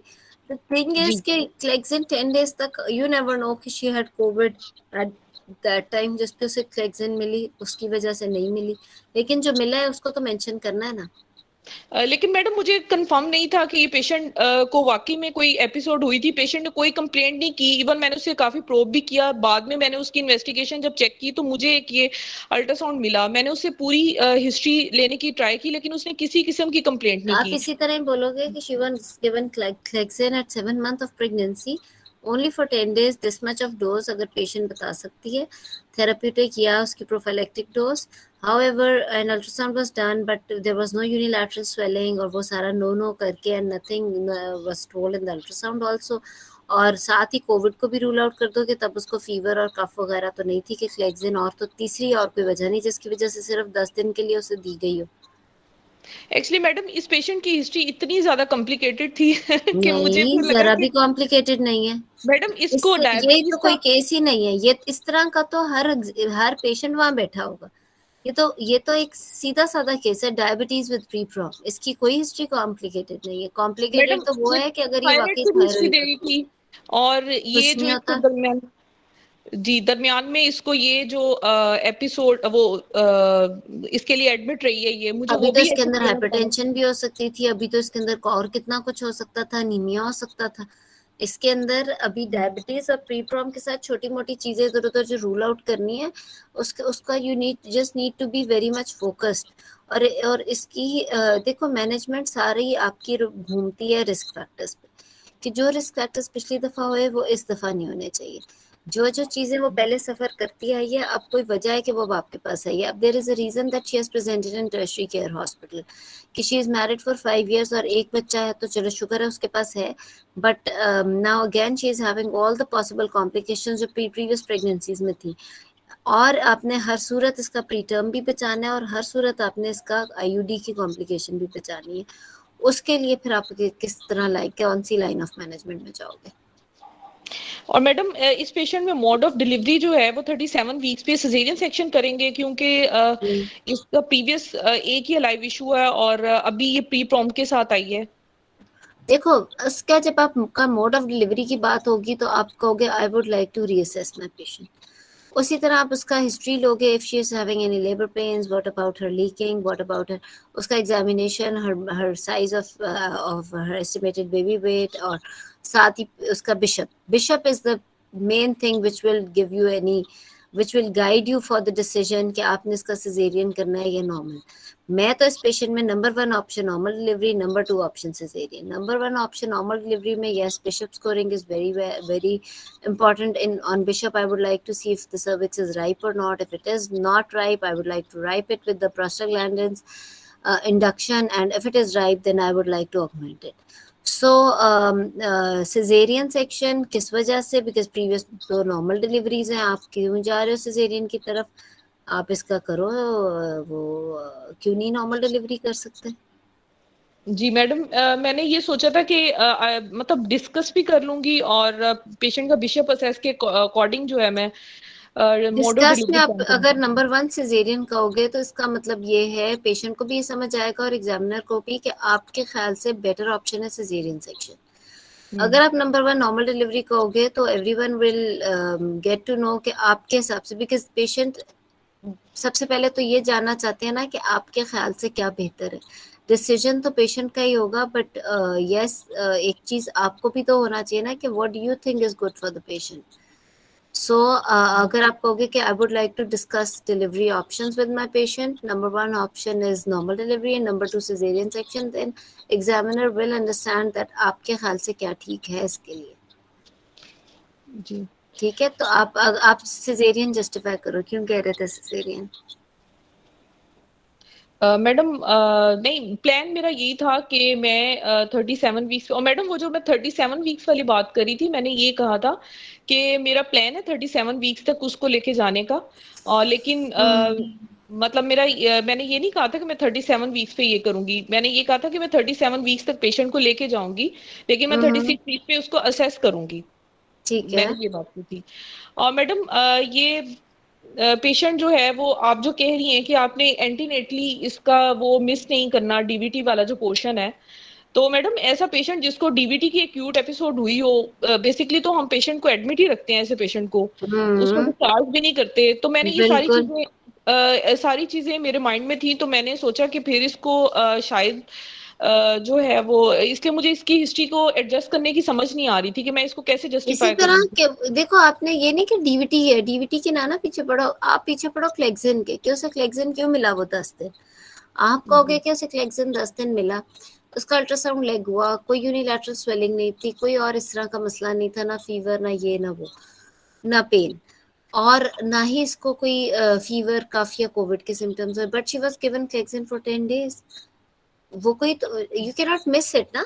हो सकता है उस वक्त इसके डी डाइमर्स बढ़ गए हो सकता है कोविड का, we all are very careful about Covid these days. कोई मरीज आता है जरा से भी सिम्टम से, फॉल्स नेगेटिव रिपोर्ट भी हो कोविड की, कई दफा डी डाइमर्स वगैरह करा लिए जाते हैं विद फीवर, और उसको क्लेक्सिन दे दी जाती है फॉर 2 वीक्स। कोविड की तो ये टिपिकल प्रेजेंटेशन है कि उसमें 10 डेज या 2 वीक्स के लिए इस तरीके से क्लेक्सिन दे दी जाती है त्यातन। तो हो सकता है कि इसको, और हिस्ट्रीज जो आप बता रहे हो, मुझे तो लगता है कि इसको कोविड की वजह से ही दिया होगा। लेकिन मैडम उसकी कोई फीवर की कंप्लेंट नहीं थी, कोई अपर रेस्पिरेटरी ट्रैक इन्फेक्शन हाँ, नहीं यही थी। तो कह रही हूँ, ये इसी तरह आपने नो कर देना अपने हिस्ट्री में, ठीक है ना। और मैडम अगर इस पेशेंट को वाकई में डीवीटी होता तो हम इसकी इन्वेस्टिगेशन में डी डाइमर्स के अलावा कुछ और ले सकते थे, कोई और इसके तो इन्वेस्टिगेशन? पूरा डीवीटी वाली इन्वेस्टिगेशन आ जाएगी ना, बिकॉज जी, यू विल वो be starting doctor Clexane and then yes. जी ठीक है। थैंक और यू मैडम। कुछ मैम इसे आई थिंक टिल 37 वीक तक इससे एडमिट रखना है इस पेशेंट को? बेटर यस, अगर बट इट अगेन डिपेंड्स। ये बहुत ही अच्छा क्वेश्चन है, ये क्वेश्चन बिल्कुल एग्जाम में होता है कि will you keep her admitted. It depends on the compliance of the patient, उसका आईक्यू लेवल। ऑफ कोर्स मैं एजुकेशन लेवल इससे नहीं कहूंगी क्योंकि बहुत सारे अनएजुकेटेड भी बहुत जबरदस्त आईक्यू लेवल के हिसाब से पिक करते हैं। If she can do monitoring at home and she can get her TLC CRP done twice a week and she can come up with the reports regularly, तो आप उससे घर से भी मॉनिटर कर सकते हो, telling her the risk factors and everything, and also she should live near by the hospital, not like काफी दूर रहती हो और उसके लिए आना जाना आसान हो। अगर नहीं तो you will keep her admitted till delivery. Ma'am मेरा एक सवाल और है, एक इसमें सवाल मेरा और है। एंटीबायोटिक्स नहीं दी सबा ने। मैम कर लूं सवाल? जी जी जी फैजा। मैम अगर यही पेशेंट 28 वीक पे हमारे पास आती और उसे यूट्राइन टेंडरनेस होती, लेकिन ये फीवर जो है, फीवर उसको कोरिलेट नहीं कर रहा होता, 99 होता, मतलब वहाँ क्राइटेरिया में मोर देन 100 लिखा हुआ है, ठीक है, तो इसको हम कह सकते हैं कि ये कोरियो में जा रही है पेशेंट, क्योंकि लीक पिक्चर यही है, सारी पिक्चर यही है, और उसका डॉक्टर वगैरह सब ठीक टेंडरनेस है, इज नॉट गुड। तो मैम इसको फिर टर्मिनेट कर देंगे? देखो, जहां पे डिलीवरी की बात आती है उसके अंदर the whole scenario matters. It's not just एक दफा टेकिकार्डिया आ गया तो हम डिसाइड कर लें। इट्स नॉट दैट एक टीएलसी की रिपोर्ट ज्यादा आ गई, 12 था अब 17 आ गया, मैंने क्यों पस सेल्स इसको 10 to 12 दिए? क्योंकि मैंने सीआरपी भी जरा ज्यादा दिया। अब वही चीज अगर इन्होंने रेड से हाईलाइट की होती तो ये इस चीज को कोरिलेट करती है अपने मैनेजमेंट में कि हर WBC her pus cells in urine are 10 to 12, but and the CRP is high. Is this single CRP high value is diagnostic that she is going in Korea and we should proceed? No. Serial CRP, serial TLC is important. Tenderness एक बड़ी subjective सी चीज़ है कहने में. You have to be very clear that patient is really having tenderness. Tenderness का मतलब ये है कि आपने पेशेंट का एब्डोमिनल एग्जामिनेशन किया, पेशेंट छलांग मार के ऊपर आसमान तक पहुंच गई है, इतनी उसे पेन हुई है, उसे बातों में लगा के भी. अगर इतनी पेन है, she may be having chorio, she may be having abruption. So this tenderness should not be taken lightly. इसको या तो आप पहले अपना स्पेसफॉन या कोई इंजेक्शन लगा के एनाल्जेसिक फिर ऑब्जर्व करोगे. If this much significant tenderness is still there, which is very rarely seen actually. इस tenderness से पहले कोरियो के बहुत सारे और साइंस आ चुके होते हैं, which involves high TLC and high CRP. और नहीं मैम, बाकी सब चीजें उसकी नॉर्मल थी, सिर्फ उसको ENT प्रॉब्लम मुझे लग रहा था, और वो मुझे लग रहा था कि उसका यूट्राइन टेंडरनेस थी, क्योंकि बातों में मैंने चेक की ना, बाकायदा उसके मुंह से आवाज निकला सी करके ना, यूट्राइन टेंडरनेस then you की give her थी. analgesic, उसको पेन रिलीफ देके फिर दोबारा ऑब्जर्व करोगे 1-2 घंटों में. if it is still there, then you can proceed. Ma'am terminate कर देंगे सिजेरियन सेक्शन से उस वक्त तो यस, कोरियो के इस तरह के केस में तो सिजेरियन का. however you have to be very clear about the tenderness thing. ठीक है. टेंडरनेस क्योंकि फिर टेंडरनेस का मतलब तो ये भी है कि इवन इफ अगर उसका TLC CRP ज्यादा नहीं है, तो अब now she is developing abruption. ठीक है ना, क्योंकि tenderness with has to be more, has to have more CRP and TLC in chorio. उसको नहीं था, 10,000 थे उसके TLC. तो फिर she was developing abruption. Tenderness को आप छोड़ तो नहीं सकते टेंडर एब्डोमेन वाले पेशेंट को. मैम फिर इसकी मैनेजमेंट हम क्या बताएंगे, मतलब इसकी मैनेजमेंट इट इज अगेन आप यूं ही कहोगे कि considering leaking, it is very rare to have just tenderness with normal CRP and TLC, but as tenderness is so marked and is so significant that I would like to give her analgesia at the moment and would like to keep her under observation regarding pulse, temperature, and maybe would like to repeat her TLC CRP. And when all the investigations are here, she has been given antibiotic dose as well and analgesic. Even after analgesic dose, tenderness intensity is still there. Then she may even be developing abruption. Then I would like to then proceed, because इतनी marked tenderness में, tenderness का I hope मतलब आप समझ रहे हो. So tenderness, how can you leave a protuberant abdomen of 28 week size with tenderness? Ma'am इसको भी एडमिट हम कब तक रखेंगे? ये सवाल वैसे है ही ठीक नहीं, क्योंकि इट इज आप जिस तरह मैं कह रही हूँ कि it is a very rare thing to happen. ये एग्जामिनेशन का एक फॉल्ट है कि जिसमें TLC CRP लीकिंग में नजर आ रहा है और आप उसको टेंडरनेस कह रहे हो. ठीक है, and you can always say कि मैं सेकंड ओपिनियन ले सकती हूँ फॉर टेंडरनेस. मैं अपने को आई would like, you have to, tenderness is a very vague and an important at the same time important thing to pick. ठीक है, सिर्फ एक टेंडरनेस एक एग्जामिनेशन पे, tenderness has to be real tenderness. It chorio tenderness without TLC CRP is a wrong examination. या फिर she is having abruption, then abruption, yes obviously, and then abruption has got other signs also, so you have to get it reevaluated. ठीक है ma'am admit कब तक रखेंगे? Madam question पूछना है वो उसके लिए भी यही है कि till delivery. if she madam एक क्वेश्चन है जी, जल्दी से कर लें, उसके बाद आई थिंक. मैडम एक क्वेश्चन, मैडम मैंने एक पेशेंट देखी, she was 45 years of age and presented with para 1+0, presented with complaint of mass in abdomen for 6 months. Madam की हिस्ट्री में कोई कैकेजिक मेटास्टेटिक फीचर और उसकी मेंस्ट्रुअल साइकिल में भी कोई मसला नहीं था. ऐसा कोई हिस्ट्री में मुझे पॉजिटिव पॉइंट नहीं मिला. ऑन एग्जामिनेशन PA पे इसको फाइब्रॉइड जैसा मैस था, about 22 week size, but restricted mobility थी. एंड PV पे भी मुझे ना फाइब्रॉइड लगा, बट मोबिलिटी थोड़ी रिस्ट्रिक्टेड थी, फर्म था. So my first preference was fibroid and then benign adnexia जो हमारे mass abdomen की होती है DBs. But मैडम उसकी जो 2-3 अल्ट्रासाउंड हुए थे वो सारे पे डिफरेंट फाइंडिंग थी. किसी में मल्टीपल फाइब्रॉइड दिया हुआ था, किसी पे जो है वो heterogeneous cystic mass in pelvis इस तरह करके. तो एक उसका CT हुआ था and that showed there was increased mural thickness in vagina and heterogeneous mass in the mural heterogeneous mass from vagina involving cervix, रेक्टोसेगमाइड, इलियोफॉस और इस तरह करके, यानी इंसिडेंटल था मेरे लिए. तो मैडम इस तरह के केस में फिर हम क्या करें अगर हमें इस तरह की जो है वो चीज हमें मिल जाए, सरप्राइज थी, तो इसको फिर हम किस तरह आगे लेके चलें? देखो द थिंग इज, जब आपने हिस्ट्री एग्जामिनेशन किया, एग्जामिनेशन के अंदर जब PV किया तो थोड़ा अंदाजा हो ही जाता है कि वजाइना इन्वॉल्व्ड है, which is also involving cervix और mobility and all that. you madam cannot ऐसा था just कि say वो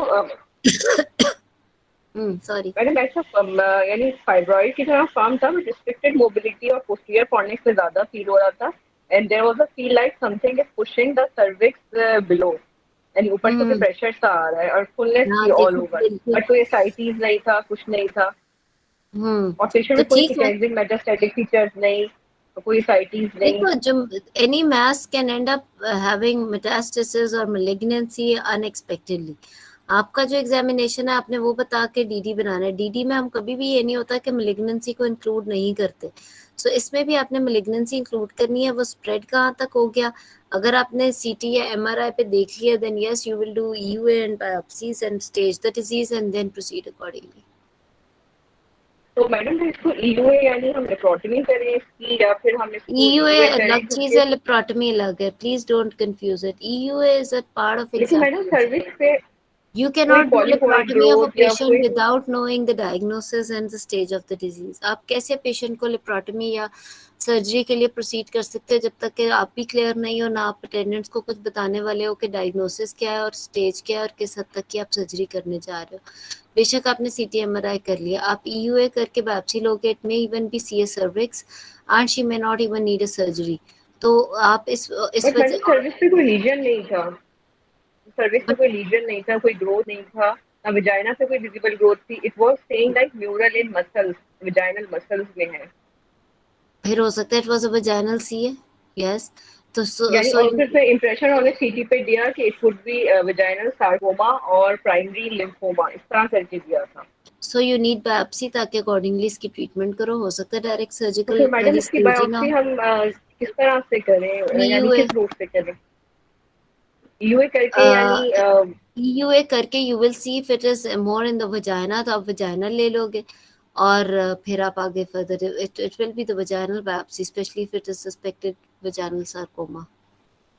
अगर हमें वजाइना में कोई ग्रोथ नहीं मिल रही है मैडम, फिर हम किस तरह से यानी फिर आप इसके एग्जामिनेशन पे? एब्डोमिनल करोगे या फिर आप इसका रेडियोलॉजी को इन्वॉल्व करके लोगे बायोप्सी। ओके, या फिर लेप्रोस्कोपिक? लेप्रोस्कोपिक भी वजाइनल तो नहीं आप ले सकते ऊपर से, क्योंकि मैडम उसमें इस तरह था कि जो सीटी का बिल्कुल अलग से फाइंडिंग के इलियोसॉस को इन्वॉल्व कर रहा है, रेक्टोस्पेगमॉइड को इन्वॉल्व कर रहा है, और so बिल्कुल you लग will रहा था involve जैसे the फाइब्रॉइड oncology है। team। फिर अगर लिम्फोमा है तो जिस तरह वो लिम्फोमा के बायोप्सी लेते हैं, या फिर सार्कोमा है तो फिर उसी तरह you will involve the oncologist. तो टिश्यू डायग्नोसिस ही यानी पहले हम इसकी करें? पहले डायग्नोसिस इम्पोर्टेंट है, फिर उसके बाद प्रोसीड। ठीक है मैडम ऑप्स की अगर जिस तरह डॉक्टर सबा ने ये केस आज ये डिस्कस किया, बेड ऑब्स्टिकल हिस्ट्री है, मिसकैरेज ज्यादा है, मल्टी ग्रेविडा है, तो इतनी लंबी हिस्ट्री, अब टाइम भी कम, तो इसको सम अप कैसे कर सकते हैं? जितनी लंबी ज्यादा हिस्ट्री ऑप्स होगी, जितने ज्यादा प्रॉब्लम्स एक मरीज में होंगे, उतना ही पास होने के चांसेस ज्यादा है। इस पेशेंट में मैं इसलिए कह रही हूँ कि स्ट्रेट फॉरवर्ड ज्यादा था क्योंकि इसके अंदर इतने मसाइल थे नहीं। इसके अंदर तो मसला ही सिर्फ डायबिटीज और प्री प्रॉम का था। इसके अंदर थायराइड फंक्शन टेस्ट भी नॉर्मल थे, इसके अंदर डीवीटी का मसला नहीं था, इसको क्लेक्सिन मिला है। वो तो सिर्फ एक लाइन स्टेटमेंट में हिस्ट्री में क्लियर करना है कि ये मसला नहीं है। You just need to say that there is no history of this. However, she was given Clexantendil. If there is any history of heat intolerance या temperature problem या metabolic disorder and more palpitations, cardiac workup was done and Enrol was given. That's it. मसला तो वहाँ है जहाँ वो असल में थायराइड की पेशेंट है, जहाँ वो वाकई थायरोक्सिन ले रही है या वो हाइपर थायराइड का ट्रीटमेंट लेती रही है, और फिर आपने उसकी मेडिसिन एक्सप्लेन करनी है, मेडिसिन का कंप्लायंस एक्सप्लेन करना है, और आपके थायराइड फंक्शन टेस्ट का उसके मैटर करता है। इस पेशेंट में तो मसला ही सिर्फ डायबिटीज और प्री प्रॉम था, इसका तो थायराइड फंक्शन टेस्ट, इसकी तो हर चीज नॉर्मल थी। How can you say that इस मसले इस पेशेंट में मल्टीपल प्रॉब्लम्स थे? इस पेशेंट में मल्टीपल प्रॉब्लम नहीं थे। मैडम जब ओप्स की हिस्ट्री की बात करें, अगर वो लंबी हो, को डिस्कस करना भी जरूरी है, जिस तरह 9th ग्रेविडा कभी मिल जाए और उसको 1 अलाय हो इसका सारी। तरीका ये है कि आपके फिंगर टिप्स पे हिस्ट्रीज हो। आपके फिंगर टिप पे हो कि डायबिटीज है तो ये 5 पॉइंट्स है, मैंने जरूर पूछना है। अनीमिया है तो ये 6 पॉइंट है, मैंने जरूर पूछना है। इसको अगर जो भी और मसला है तो मैंने ये पॉइंट्स, फिर आपकी हिस्ट्री बिल्कुल आपके रिफ्लेक्सेस बने हो, आपके फिंगर टिप्स पे बात हो। ये ना हो कि आप पहले कुछ कह रहे हो फिर दोबारा उस पे प्रीवियस हिस्ट्री पे जा रहे हो, फिर आपको एग्जैक्टली पता है कि प्रीवियस बैड ऑब्स्टेट्रिकल हिस्ट्री है, तो आपने किस तरीके से हिस्ट्री को स्टार्ट करना है और आपने उसको एक्सप्लेन, उस चीज़ को कितनी इंपॉर्टेंस देनी है। और आपको पेशेंट की हिस्ट्री लेने के बाद पता हो कि इस मरीज को एनीमिया की वजह से शॉर्टनेस ऑफ ब्रेथ है या कार्डियक डिजीज की वजह से, ताकि आप उसको उतना ही एम्फसाइज करो और टाइम उसी चीज को दो जिसको जरूरत है टाइम देने की। और अगर वो ग्रेविडा 9 है तो yes you can do it like gravida 9 para 8 है या पैरा 6 है और पहले 4 बच्चे बिल्कुल ठीक है, तो आप कह सकते हो कि first 4 children were born one after the other या with the gap of 2 years, 2 boys 3 girls and इतने वेट और breastfed vaccinated intrapartum postpartum, वो सारी कॉम्प्लिकेशन वाली बात एक साथ बोल के फिर आप 5वें नंबर पे आ सकते हो।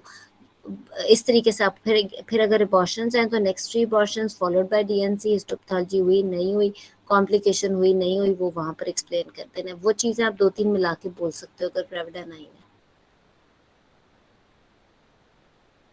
ठीक है, थैंक यू मैडम, आपने बहुत ही अच्छा किया। You welcome. चलो इंशाल्लाह नेक्स्ट वेडनेसडे को फिर हम मिलते हैं, तो फिर बाकी अब नेक्स्ट टाइम वाला भी